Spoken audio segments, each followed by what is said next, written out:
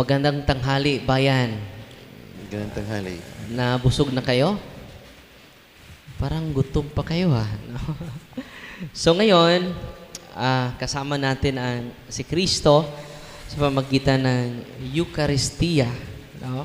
Yung nakita niyang mga mago, ngayon kasama natin sa pamagitan ng mga sakramento. At kasama din natin yung mga in persona Christe, ating tatlong pari, si Father Albert, si Father Pablo, at si Father June. So, malaking tulong sila sa pagtanggap ninyo kay Kristo. Dahil hindi ko kaya ako lang mag-isa. No? Sa mutag di katubo. No? So ngayon, bago ako mag-share sa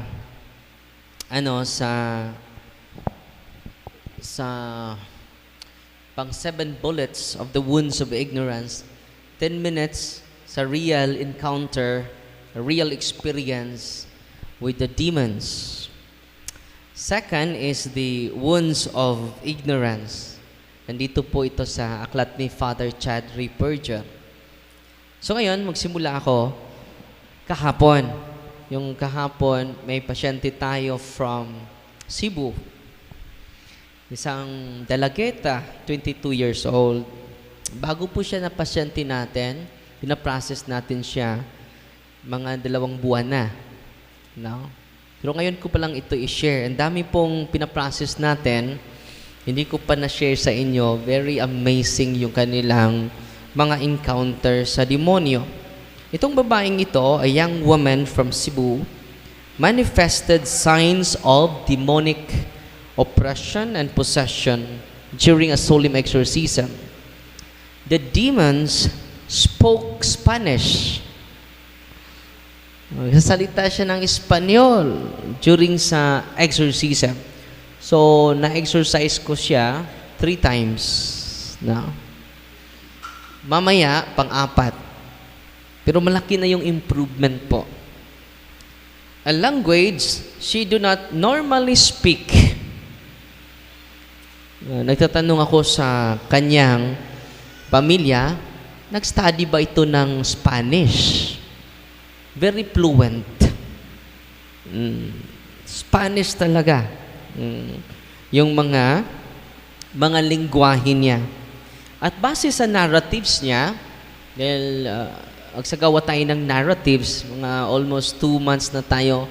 Almost 2 months. Hindi pa umabot ng 2 months. Pinaprocess natin siya.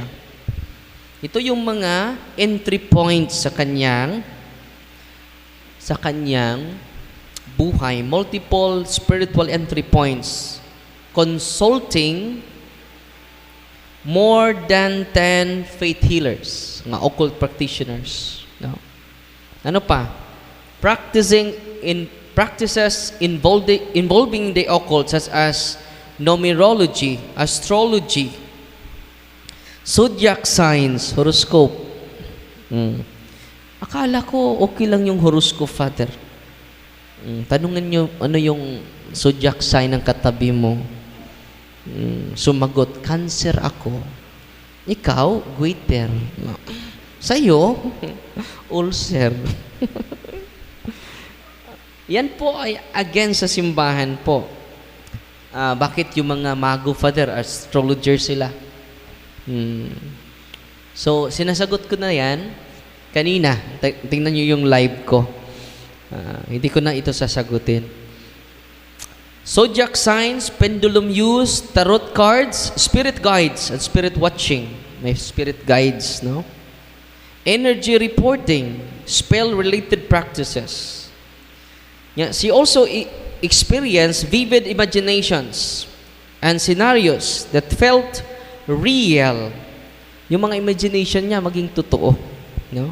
But did not exist in reality, no? Parang totoo pero hindi naman totoo. Intense, negative, intrusive thoughts. Marami siya mga negative thoughts and then yan ang rason na maging malungkot na siya, no? Sudden physical sensations, intense heat, Bigla lang iinit yung kanyang parte sa katawan. No? Meron siyang karamdaman na walang diagnose. Meron din siyang traumatic experience kung mag-away na yung pamilya niya, yung papa at mama niya. Mga physical and verbal abuse. No?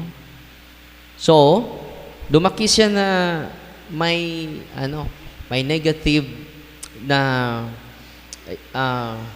feeling towards her mother and father, no? And then, alam nyo, nung ina-exercise natin siya, wild po. Makausap, hindi siya makalapit nung una. Hindi talaga siya lalapit sa akin. Hindi siya makalapit. May pipigil sa kanya. No? At alam nyo, marami na pumupunta pala sila sa kasamahan ko na exorcist. No? And then, dito po, hindi po kayo dependent sa exorcist. Saan kayo dependent? Sa Diyos lang, hindi ni Father Darwin. So dito, kaya nga may catechism, to empower all of you. At dito, lumaki yung improvement ng kanyang anak. Wild na wild po. Ang lakas. No? Tatalian na namin siya. Yung mga paa niya, tatalian namin. Magsasalita siya ng Espanyol. Hindi ko naman maintindihan. No? May record ako kahapon dito. Espanyol talaga. No? So, violente na violente po. And then, different languages ang masabi niya. Violent movements, crawling, intense heat sensations. Yung holy and exercise water, ang init, di ba? Pag ginaw yan. Pero mainit sa kanya. Ang init! No. Ito yung ginawa ko kahapon. Nung una, pangalawa, na exorcism namin, umabot kami higit 1 oras. Pero kahapon po, 15 minutes na lang, nandun siya na nag-pray. At lumapit na siya sa akin. At sinabihan ko yung nanay at tatay niya, congratulations po. Natorture na yung demonyo. Bakit? Kapag pupunta kayo dito, mag-pray tayo, and sa pag-uwi ninyo, mag-pray din kayo ng deliverance. Yung tatay ang mag-pray. At nag-increase po from 0% to 8%, 7%. Malaki na yon. Kahit 1%. No? At sabi ng tatay, dito Father, nakatikais kami, na-empower kami. Dahil kapag iharas yung bata, natatakot yung tatay. Nung una. Pero ngayon, hindi natakot ang tatay. Ang demonyo na ang natatakot. At sinabi ko sa kanila, kung dependent kayo ni Father Darwin, hanggang ngayon, hindi yan tutubo. Hindi yan mag-improve. Then marami sa atin, dependent kay Father Darwin eh. Totoo, hindi. Dito lang magpa-pray. Pagdating sa kanilang bahay, wala nang prayer ang nangyari. Father, natatakot kami. You activate the power of the evil one when you afraid to them. Amen? Kinakongratulate ko yung dalawa. Congratulations. No? Bakit kailangan maging dependent kayo sa Diyos, hindi kay Father Darwin? Because God is present everywhere. Father Darwin is not present everywhere. Amen? Saan tayo dependent? Sa Diyos lang. Kaya nga, buong umaga, ini-empower namin kayo. So, malaki na yung improvement ng dalagitang ito. And then, patuloy din siyang magsagawa ng self-renunciation. Hindi sapat yung I rebuke in the name of Jesus. Hindi sapat yon. Dapat i-renounce itong mga entry points. Lagi kang nag-rebuke. Hindi ka naman nag-renounce. Attach ka pa rin sa horoscope. Attach ka pa rin sa mga superstitious belief and occult practices. Kahapon may pumunta ditong albularyo. Sabi niya, Father, Nandito pa rin yung bububulong sa tainga ko. Bakit hindi nawala? Anong ginawa mo? Yung Father, yung occult prayer ko, hinuhukay ko ng isang araw. Dahil bumalik, ginamit ko uli. Kaya bumalik. Be consistent with the ways of the church, not your ways. Because truth is communal, not personal brilliance.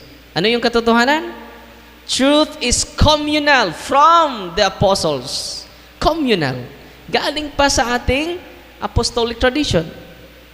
Truth is not based on personal brilliance. Matalino ka? And then dyan sa talino mo, susundan mo yung talino mo. Delikado po. Let us follow the teachings of the church. So, 15 minutes lang kami nag-pray kahapon. Madali lang. Conscious na siya. Hindi na siya naninigas. No? Wala na po. The power of empowerment, mga kapatid. Pero patuloy pa tayong meron siya karamdaman na walang findings po. No? So ngayon, patuloy ang team na nag-empower sa kanila at sabi ng tatay, Father, bukas mag-aaral na ito. Okay lang. No? Huwag niyong i-big deal yung demonyo. Parang normal lang. Patuloy kayo sa normal na buhay ninyo, but intensify your faith. Hindi na normal yung faith ninyo. Extraordinary na. Amen? Anong mangyari sa anak ko? Mag-school na siya. Masiparit na sa amin. Mag-rent na ng isang dorm. Go to her room and do deliverance. And then sa pag-uwi niyo, siya na mag-deliverance araw-araw. Simple prayer of deliverance. Page 81. Gamitin ang holy and exorcise oil. And then malaki naman yung improvement niya. Alam nyo, sabi sa simbahan, CCC 409, human suffering, may natural suffering tayo, is often intensified by our sin and influence of the evil spirit. Ano? Yung human suffering natin is intensified by our own sin and influence of the evil spirit. Kaya nga may sacrament of confession tayo. Kaya nga may deliverance tayo to cut the influence of the evil spirit. Alam nyo, sa experience natin, when we follow the ways of the church, ang dami pong na-liberate. Ang dami pong pinagaling. Amen? Pero kung natural, we need doctors, ha? Baka hindi na kayo pupunta sa doktor. Balance po tayo.